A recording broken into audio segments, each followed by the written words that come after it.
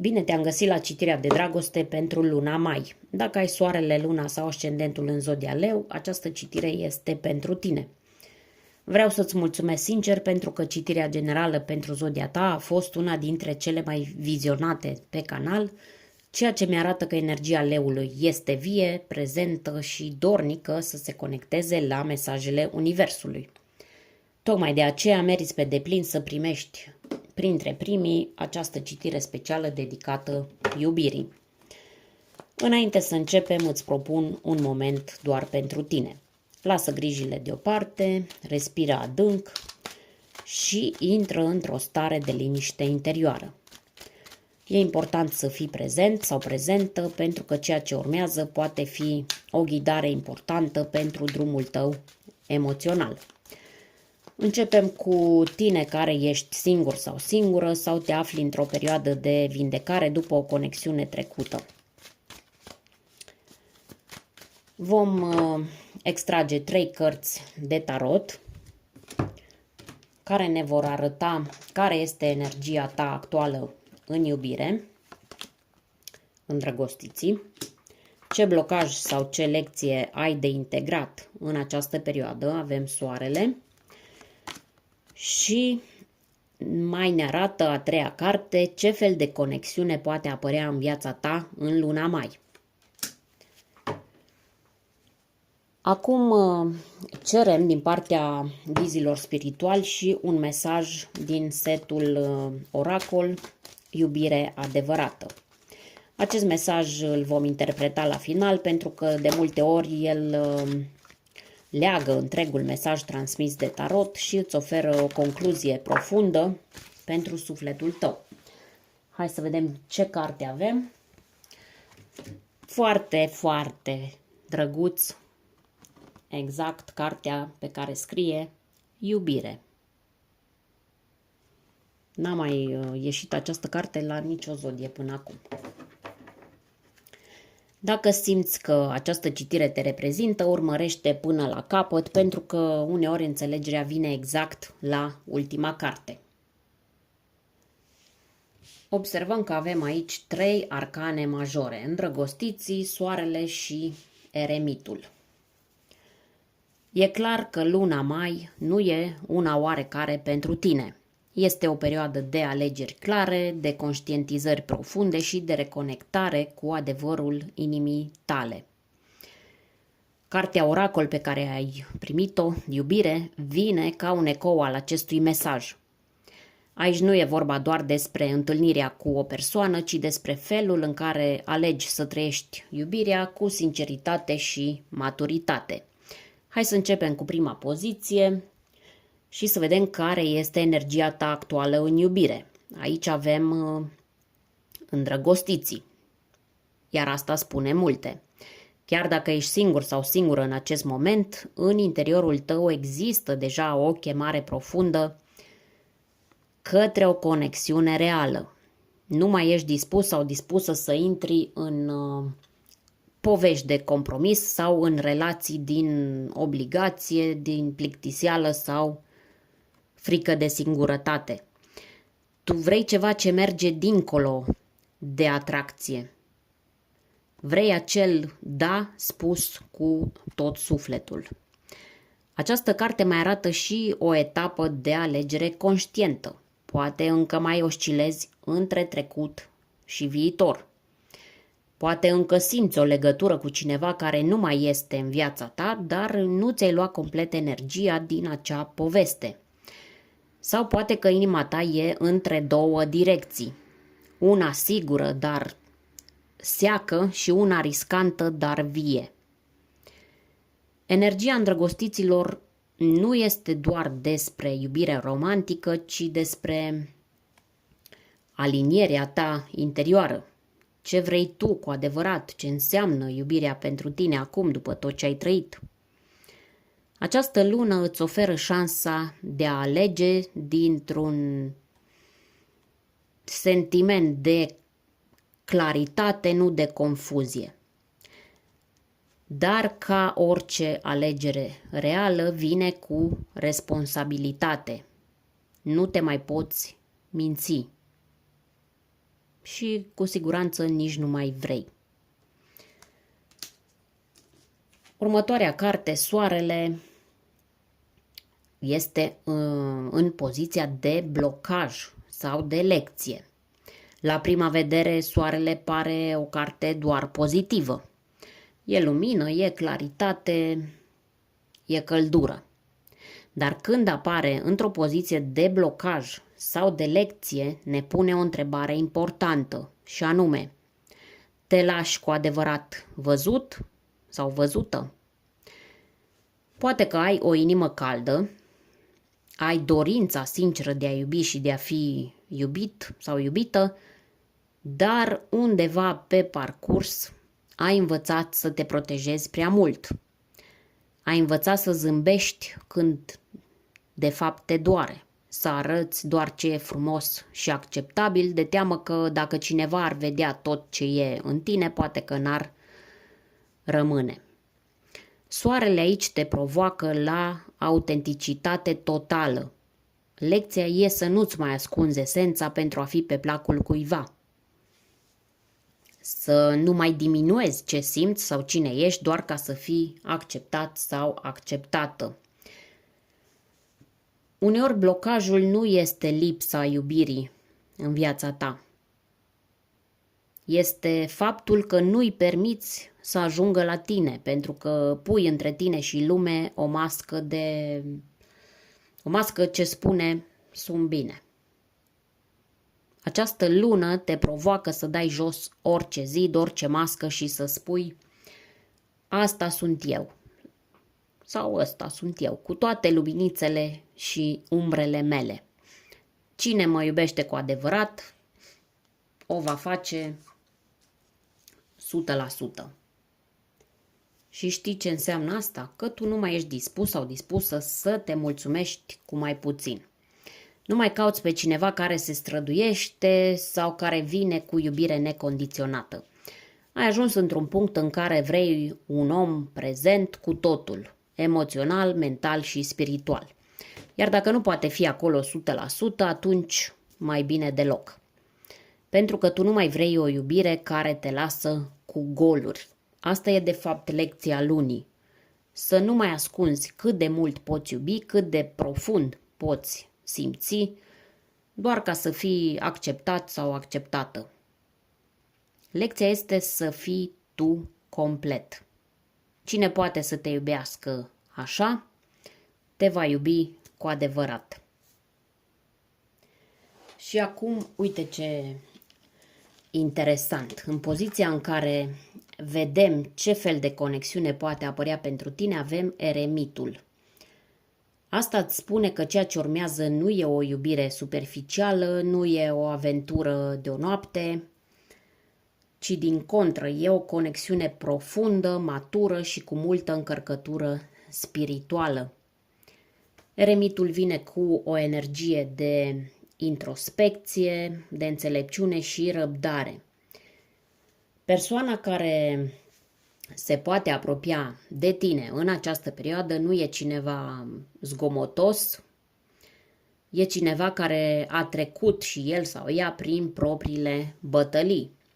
Poate fi o persoană retrasă, selectivă sau chiar singuratică în aparență, dar cu un suflet extrem de bogat. Această carte este asociată zodiei Fecioară, dar poate fi vorba și despre cineva cu ascendent în această zodie sau cu o energie de pământ, Taur, Capricorn. Un om care nu se aruncă în relații fără să simtă că este ceva serios. Cineva care a stat mult timp în tăcere sau în vindecare, la fel ca tine. Conexiunea care poate apărea nu e una care vine cu foc de artificii din prima, ci cu lumină interioară.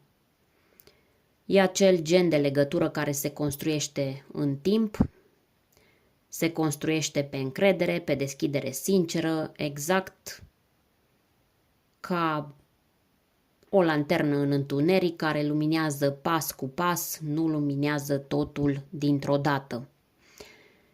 Mai este un detaliu important aici. Eremitul vorbește și despre o atracție mentală sau spirituală puternică. Poate fi o persoană cu care ai discuții profunde, o persoană de la care simți că înveți, cineva care te provoacă să crești. Nu e genul de relație clasică sau predictibilă. Este o relație care vine cu o misiune, poate chiar o întâlnire de tip suflet-pereche sau o întâlnire karmică, menită să vindece ceva esențial în tine. Și poate că nu e cineva care apare și declară totul de la început. Poate vine discret, poate e cineva care te observă de la distanță, dar care așteaptă momentul potrivit să se apropie. Sau poate e cineva care există deja în jurul tău, dar conexiunea se aprofundează acum. Este o energie curată, autentică, dar nu grăbită. Așa că fii atent sau atentă în luna mai la persoanele tăcute, la cele care nu încearcă să te impresioneze. Fii atent sau atentă la persoanele care simți că te înțeleg. Acolo ar putea fi exact ceea ce ai căutat. Să trecem acum la mesajul oracol din setul de cărți Iubire adevărată. Uite cum se leagă totul. Cartea oracol care a ieșit pentru tine este pur și simplu iubire. După îndrăgostiții care ți-au vorbit despre o alegere importantă de făcut, după soarele care te-a provocat să fii sincer, sinceră și complet autentic să te arăți, și după eremitul care anunță o conexiune profundă și matură, această carte vine ca o confirmare directă. Ce confirmare? Că iubirea adevărată se apropie de tine. Dar cheia este să nu o mai cauți cu disperare în afara ta. E timpul să o creezi mai întâi în interior, prin adevăr, prin curaj și prezență. Poate că nu va apărea iubirea sub forma la care te-ai așteptat, dar va apărea în forma de care ai cu adevărat nevoie. O iubire care nu te obligă să te tot explici, care nu te face să te îndoiești de tine. O iubire care nu vine și pleacă tot la o anumită perioadă.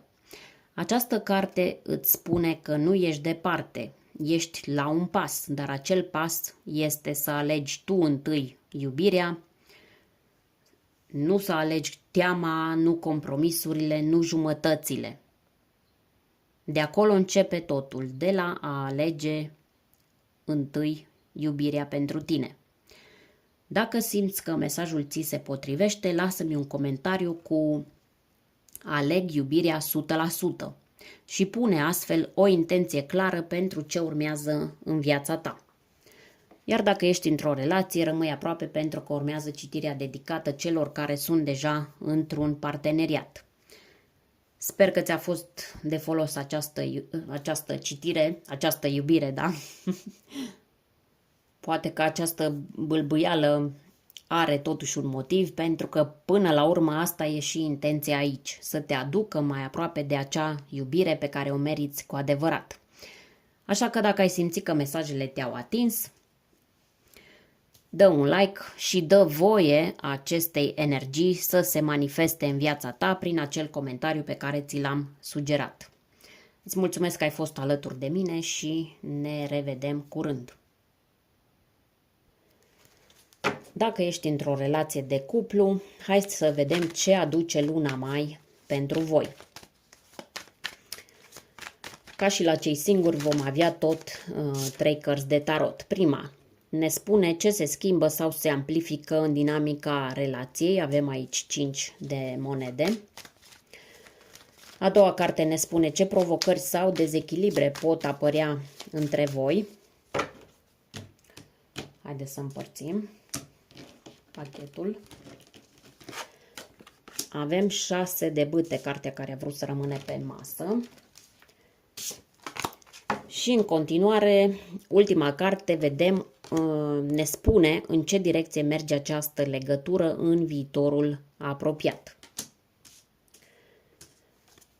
Haideți să cerem din partea Universului și un mesaj oracol din pachetul de cărți Iubirea adevărată.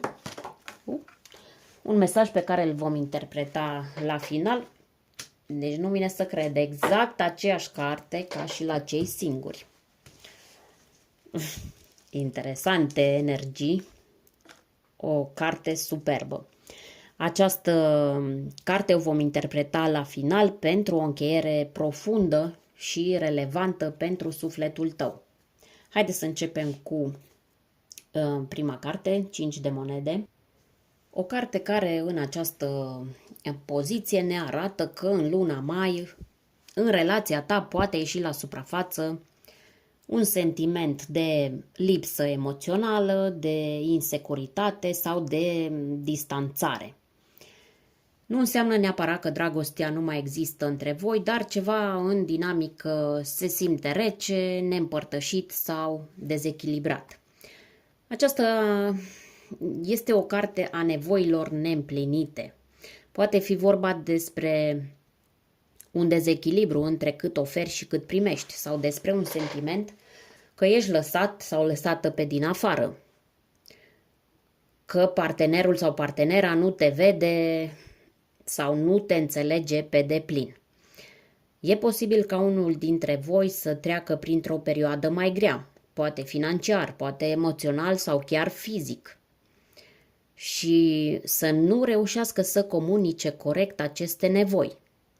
Sau dimpotrivă, poate ai simțit că, deși ești într-o relație, te simți singur sau singură alături de partener sau parteneră.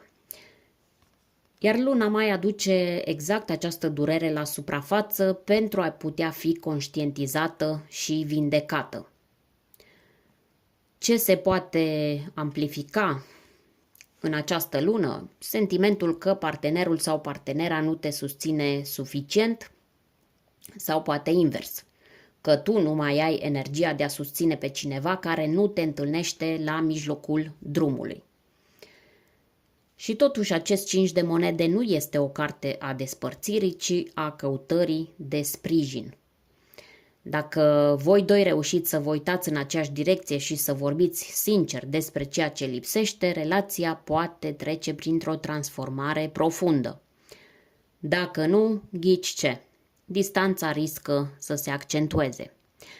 Este de asemenea o carte care poate indica și probleme de valoare de sine.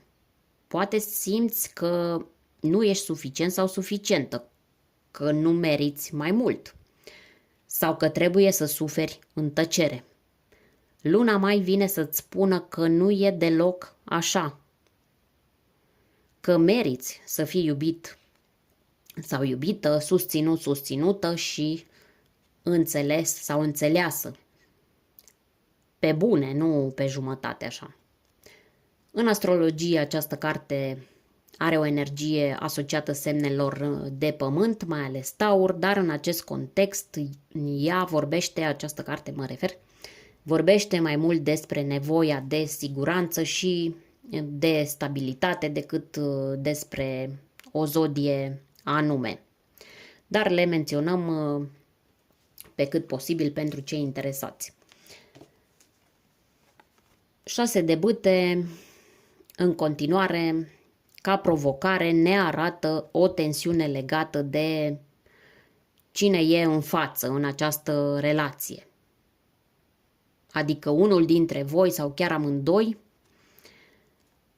unul simte nevoia de validare, de recunoaștere, de apreciere și poate că nu primește ceea ce simte că are nevoie. Poate că nu se simte văzut sau văzută pentru cât oferă. Sau cineva din cuplu și-a meritul pentru tot ce merge bine, uitând de eforturile celuilalt. Aceasta poate fi și o dinamică de orgolii. Cine conduce, cine are ultimul cuvânt, cine are mai mult control sau influență în decizii. Într-un parteneriat sănătos, ambii parteneri sunt învingători împreună.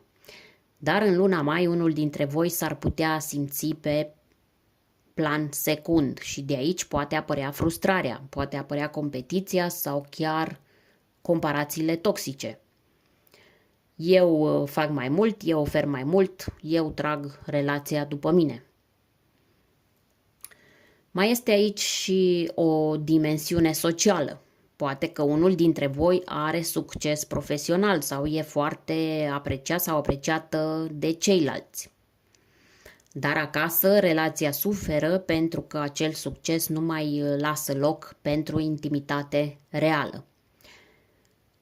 Sau poate că cineva își validează stima de sine doar prin aprecieri externe în loc să construiască siguranță în interiorul relației. În astrologie 6 de bâte este o carte de foc asociată frecvent chiar cu zodia ta, ceea ce face interpretarea și mai interesantă, având în vedere că vorbim aici fix de zodia Leu. Așadar, mesajul poate fi și mai personal. Ai nevoie să te simți văzut, apreciat, onorat în relație. Văzută, apreciată, onorată. Dar întrebarea este, te simți așa? Sau îți cauți recunoașterea în altă parte pentru că acasă sau în relație, mai bine zis, nu o mai primești? Această lună te provoacă să lași orgoliul deoparte și să vezi dacă relația este un teren comun sau este un teren de luptă pentru validare. Hai să vedem în ce direcție se îndreaptă relația în viitorul apropiat. În această poziție avem Cavalerul de Monede. Aceasta este o carte care vine cu un mesaj stabil, dar și cu nuanțe importante de înțeles în contextul celorlalte două cărți.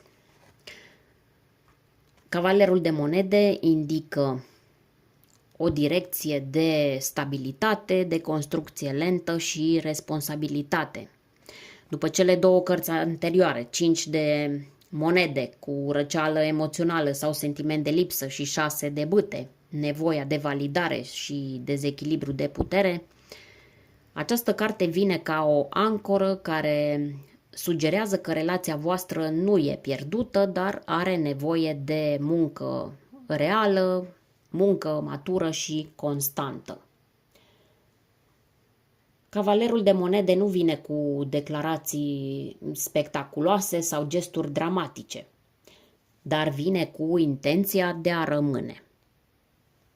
Este partenerul care se uită în viitor și spune: hai să ne ocupăm de ce este important. Este acel tip de iubire mai tăcută, dar solidă. Genul de conexiune care poate rezista cu condiția să fie îngrijită. Această direcție poate indica două lucruri în funcție de cum alegeți amândoi să răspundeți la provocările din această lună, bineînțeles. Așadar, odată, dacă amândoi sunteți dispuși să vă ascultați cu adevărat, să renunțați la comparații, la tăceri dureroase și la luptele pentru recunoaștere, atunci relația voastră poate intra într-o etapă de maturizare. Pas cu pas, construind din nou încrederea, siguranța și sprijinul reciproc. A doua direcție ar fi că dacă doar unul face efortul, iar celălalt continuă să rămână distant sau centrat pe sine, atunci relația poate deveni frustrant de lentă, blocată în rutină sau dezechilibrată din punct de vedere emoțional. Cavalerul de Monede merge mai departe, dar dacă merge singur nu mai este o relație, e o trudă în singurătate. Această carte este asociată elementului pământ, deci este posibil ca persoana cu care ești să aibă energie de Taur, Fecioară sau Capricorn, sau pur și simplu să manifeste o abordare mai practică, mai rezervată, dar cu intenții bune. Poate că nu vorbește prea mult despre iubire, dar o arată prin fapte. Așadar, relația voastră are potențial să meargă mai departe, dar nu pe pilot automat. Este nevoie de conștiință, echilibru și implicare din ambele părți. Haideți să continuăm cu mesajul oracol. Este cu adevărat incredibil că a ieșit din nou această carte. Asta arată că indiferent dacă ești singur sau singură sau într-o relație, lecția de bază pentru Zodia Leu în luna mai este una singură. Să înveți să recunoști și să alegi iubirea adevărată. După 5 de monede care a scos la suprafață ceea ce lipsește și după 6 de bâte care a vorbit despre nevoia de validare sau dezechilibru între parteneri, această carte, iubire, vine ca o chemare la esență. Ce înseamnă pentru tine iubirea reală? Nu vorbim aici despre pasiune de moment, despre aparențe sau despre statut. Vorbim despre iubirea aceea profundă care te ține în picioare chiar și când lucrurile nu sunt perfecte. Vorbim despre sprijin, despre onestitate, despre a rămâne lângă celălalt și când e greu, nu doar când totul e frumos. Această carte îți amintește că iubirea reală se vede nu doar în gesturile mari, ci și în faptele mici de zi cu zi. O privire, o vorbă, o atenție, o prezență sinceră. Și dacă simți că aceste lucruri lipsesc, luna mai îți oferă șansa de a aduce această temă în discuție, de a vindeca și de a reconstrui. Dacă ai lângă tine un partener sau o parteneră care e dispus sau dispusă să crească împreună cu tine, această lună poate fi un punct de cotitură. Iar dacă nu, poate fi luna în care îți redobândești puterea de a spune că tu alegi iubirea, nu o relație doar de formă. Dacă ai rezonat cu această citire, spune-mi în comentarii, aleg iubirea conștientă și lasă acest mesaj să devină o intenție activă pentru relația ta. Te îmbrățișez și îți doresc o lună mai plină de claritate, adevăr și mai ales plină de iubire.